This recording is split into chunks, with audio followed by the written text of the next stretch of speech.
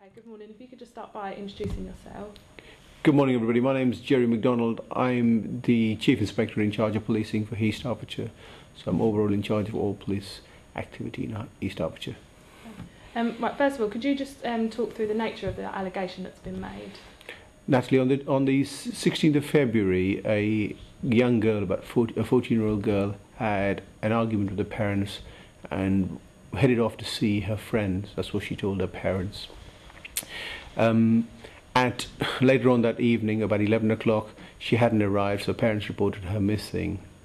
On her return home the following day, she says that when she left her home address, a man had approached her in a large 4x4 car, and he then got her into the vehicle, drove her away from the area, drove her around Bishops Stortford, into the Haddams towards the A120, and then back out of Bishops Stortford, away from the county, where he assaulted her sexually.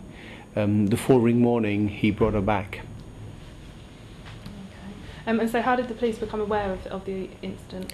Initially, she was reported as a missing child. I spent a lot of resources, my officer spent a lot of resources trying to find her. But the next morning she returned home. When she returned home, like any other missing person, we debriefed the person to see what's happened, what's caused it, is there any way we could do anything to help them and stop them going missing again. It's during that interview she alleged that she was raped. She said she was raped. I immediately dealt with it as a rape, as a serious allegation. We take that forward. Okay. And so, I mean, what have the police been doing up until this point? A lot. A week has gone by. I have spent a lot of time, resources, and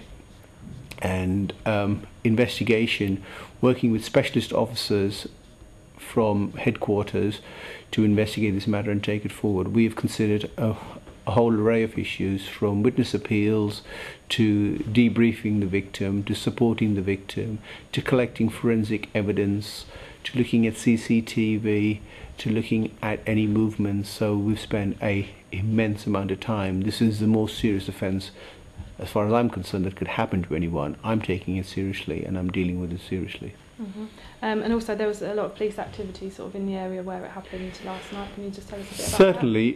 One of the things, I've got a whole array of ways of solving this crime, and one of the best options is to look for witnesses, people who were there at the same time. The following week, you tend to have people have patterns.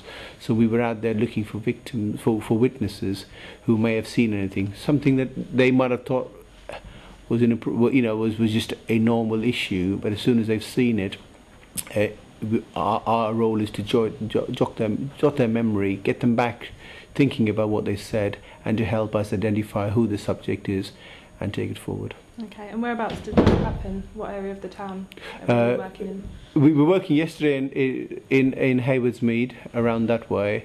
However, this morning we are back outside the Fountain Pub. What we're doing there is again looking at the drop-off point to see if we can identify further witnesses to this matter. Okay, so that's where she was dropped back off, allegedly, yeah, outside the fountain. Okay.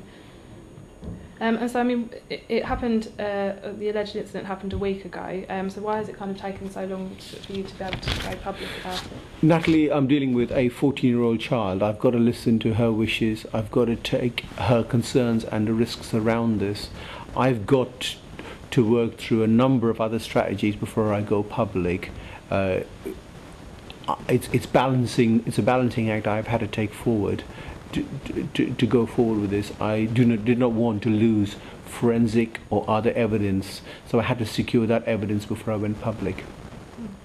And so what happens next? What's the next stage of the investigation? Next stage is I'm appealing to witnesses. I'm appealing to anybody who might have seen anything happen in Haywardsmead or down by the Fountain Pub. I'm looking for any witnesses who can identify the man, the girl, and tell us what they saw, and to give us, some descriptions, come forward and help us. If it was your daughter, what would you do? That's my appeal out to people, is to come out there and help us. I am really seriously taking this seriously. I've put a lot of resources. I'm treating this investigation as if it's happened to my own child.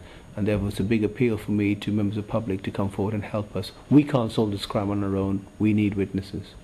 Okay. And just to double check the location, is it Haymeads Lane? Yes, sorry, yeah. That's fine.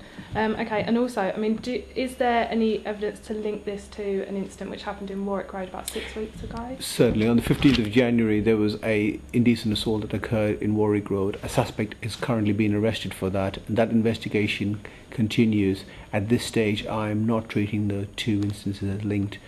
They are very close to each other. However, I've considered that in my investigation, and at this stage, I'm treating the two instances as totally separate.